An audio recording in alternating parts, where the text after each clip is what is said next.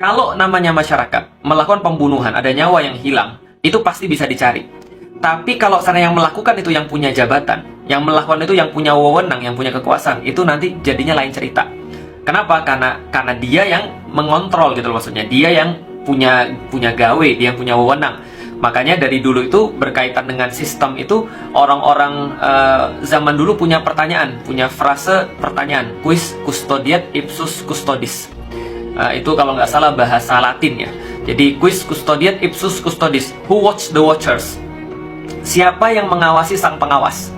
Kalau dalam sistem seperti sekarang, kalau rakyat biasa diawasi oleh polisi, polisi diawasi oleh misalnya propam misalnya, propam diawasin oleh yang lebih tinggi lagi. Nah, itu yang ngawasin yang tinggi-tinggi itu siapa? Karena kalau sudah sampai pada titik yang paling tinggi, ya udah mereka nggak bisa diawasin lagi. Ketika mereka berbuat kejahatan, maka chance mereka untuk lewat daripada kejahatan itu lebih besar daripada orang-orang yang nggak punya kekuasaan atau orang-orang yang nggak punya jabatan. Sehingga betul, siapa yang bisa membuat hoax yang paling besar? Ya orang-orang yang punya wewenang untuk mengontrol informasi. Siapa mereka? Pemerintah. Siapa yang berpotensi membuat kesadisan dan radikalisasi yang paling besar? Ya orang-orang yang punya wewenang untuk itu. Siapa? Ya dalam hal ini adalah ya orang-orang yang punya senjata.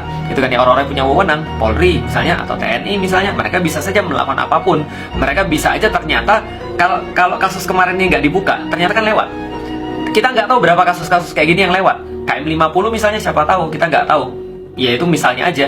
Tapi yang jelas adalah kalau ini nggak dibuka, ini lewat. Dan berapa banyak yang bisa lewat kalau seandainya orang-orang tuh nggak detail dan nggak maksa untuk membuka itu. Yang pengen saya sampaikan adalah teman-teman sekalian, ternyata apapun yang diobrolkan berupa radikalisme, sehingga problem karena menurut mereka problem negeri ini adalah radikalisme, maka harus dijadikan deradikalisasi.